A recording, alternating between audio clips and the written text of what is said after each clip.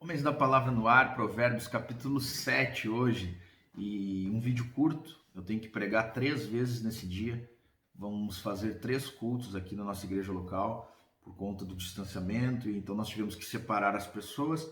Então eu tenho a grande tarefa de pregar 3 vezes, tá? Se você tem sido abençoado por esses vídeos aí e tem criado carinho e amizade por mim, lembre de mim nas suas orações, tá bom? Ore por mim, ore pela minha esposa. Minha esposa se chama Lidiane, eu tenho um filho chamado Bernardo.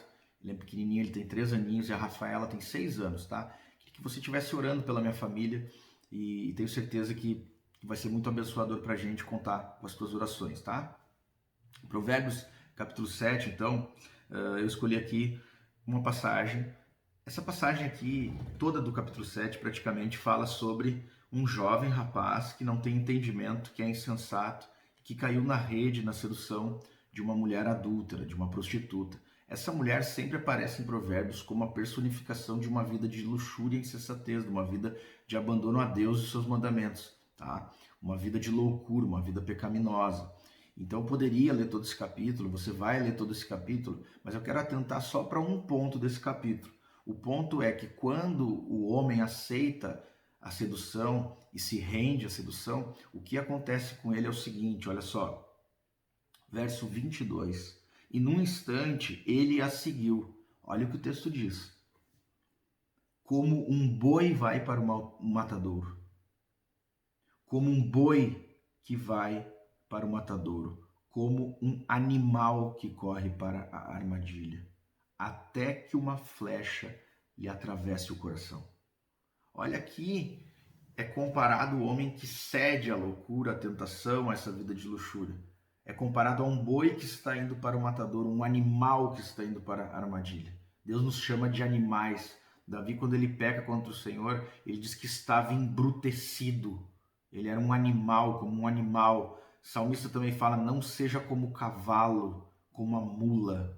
Tá? O rei Nabucodonosor, a Bíblia fala que ele ficou como um animal selvagem. Haviam os jardins suspensos da Babilônia, havia jardins belos no Palácio Real. A Bíblia diz que ele ficou 7 anos fora do palácio, vivendo como um animal, tá? Dentre, ali no meio dos animais mesmo, dos bichos do mato, tá? Nós vemos ali o gadareno também vivendo como um animal, como um bicho, tá? É isso que Deus está dizendo aqui, que o homem que se entrega à loucura, ele vive como um animal, primeira coisa. E pior que isso, ele é abatido como um animal. O animal não tem muito valor. Abate um boi para quê? Para comer, para fazer carne. Ninguém faz reverência a ele, nem referência à morte dele, o quão importante foi. Ou seja, é só mais um número, tá? Então aqui o texto está dizendo que isso acontece com todo aquele que se entrega. O caminho é a morte, tá? É até que uma flecha lhe atravesse o coração.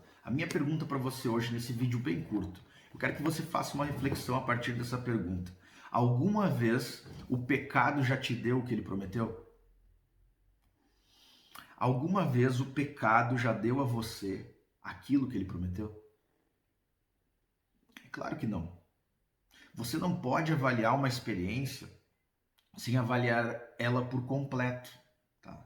Uma experiência, por exemplo, gastronômica, você sai para jantar, ela inclui o pré, o ato de se preparar e ir até o restaurante. Por exemplo, se você vai a um restaurante que fica a 200 quilômetros, você tem uma experiência boa, ruim, agradável ou não agradável até chegar a esse restaurante. Se você vai por uma estrada asfaltada, é uma experiência. Se você vai por uma estrada de chão, é outra experiência. Se você vai de Rolls Royce, é uma experiência, ou Mercedes. Se você vai a cavalo, é outra. Ok? Você vai entender o que eu vou dizer. Ao chegar no restaurante, dependendo do clima, do ar-condicionado, do tamanho, das cadeiras, da mesa e principalmente da comida, que é o prato principal, você pode ter uma experiência boa ou má, de acordo com a carne ou com o que lhe servirem. Se é boa, se é ruim, se é dura, se não é. Mas depois da experiência de comer, tem a outra experiência pós-refeição, que é o quê? A conta. Pode ser 100, 200, 50, 2, 5 reais. 500, 1.000, 5.000, 10.000. E depois disso tem a volta para casa, e depois disso tem a digestão à noite de sono após essa comida, e no outro dia os efeitos no seu corpo. Então, se você avaliar toda essa experiência, você tem que avaliar e dizer, foi uma experiência boa esse jantar. O pecado, ele não envolve só o ato de pecar. Tem o pré-pecado, tem o pecado que você experimenta e tem o pós-pecado. A minha pergunta é, avaliando essa experiência inteira, quando você peca, quando você se entrega ao pecado, o quão bom é o pecado, ainda que ele lhe dê um prazerzinho, tá? O pré-pecado, quando o seu coração fica bem ansioso, porque você sabe que está cogitando, cobiçando o pecado, preparando-se para pecar. Como que é essa experiência antes de pecar? Como você se sente? Mal, né? Terrível. É horrível a ansiedade no coração.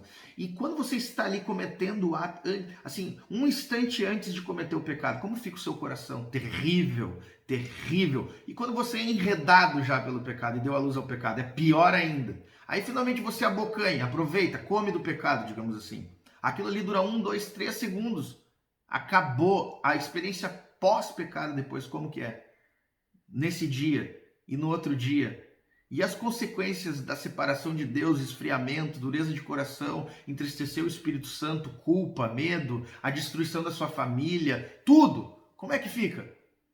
Por isso a Bíblia fala, o pecado é loucura, o pecado é tolice, o pecado é insensatez, o pecado é loucura. Não há nada mais louco, é como um boi que vai para o matadouro, é como um animal que vai para uma armadilha, sabe? É burrice, é insensatez. E outra, isso aí não te dá nada, a não ser a morte. Aqui que está a questão. Não tem vida nisso. É como você vai abater um animal. Antes de abater um animal, muitas vezes você agrada o animal. Você dá uma boa comida para ele. Você traz uma isca para ele. Como é que se pesca um peixe? Você dá comida para o peixe. Você dá comida para ele. Então é a mesma coisa. É comparar um peixe abocanhando um anzol. Ele tem ali quantos segundos sentindo a comida? A isca. E o que acontece com ele? É morte, é morte. Uma pessoa que não tem Deus, não tem amor a Deus, que não tem comunhão, que não tem amizade com Deus, está morta. Uma pessoa que está morta para Deus, uma pessoa que não está viva para Deus, ela está nas trevas. Uma pessoa que não ama Deus, que não sente nada por Jesus, ela está morta, porque ela está morta para a própria vida. E Deus é a vida, o manancial da vida. O próprio autor e a própria vida, todo dom, toda boa dádiva vem dele, ele é o manancial da vida, a sua luz, é que nós vemos a luz. Então, a minha pergunta para você é, você ainda não se cansou de ser como um boi? Você ainda não se cansou de agir como um animal? Homens de Deus, homens sábios, eles sabem a diferença entre um animal e um ser humano. No vídeo anterior eu já falei, Deus chamando os homens para aprender com uma formiga. E agora, novamente, nós vemos que o pecado deixa o homem animalizado, sub-humano. A minha pergunta é, você não se cansou ainda disso?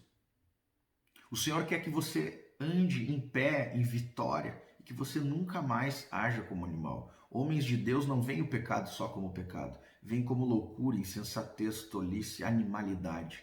Homens de Deus veem isso como uma coisa irracional, como uma coisa brutal, como uma coisa idiota, vil, podre, imunda, suja. É uma bestialidade o nome disso, tá? Se entregar a esse tipo de sedução, se entregar a esse tipo de luxúria. É uma vida sub-humana, tá? É totalmente indigna, é totalmente lixo, é totalmente imundo, é totalmente profano. Por isso, ainda em Provérbios nós vemos que a sabedoria e que o temor consiste em odiar o mal. Você tem que odiar isso. Levar o homem... Se tem uma coisa que eu me entristeço, eu amo o ministério com homens, eu adoro trabalhar com homens, meu coração se compadece. O meu coração se compadece, e o que ele mais compadece é ver homens caídos, ver um homem prostrado, ver um homem preso no pecado. A Bíblia fala lá em Coríntios que o homem é a glória de Deus ali, andando como um bicho, como um animal, o diabo rindo, sabe? Homens de Deus, homens da palavra entendem isso, entendem que o homem é a glória de Deus, entendem que nós não fomos feitos para ser rebaixados a tal nível, tá? Que Deus te abençoe nesse dia, que você medite sobre isso, e que você possa odiar o mal e amar a Jesus, amar a sabedoria e a santidade. Um abraço, um beijo no teu coração e até amanhã, se Deus quiser.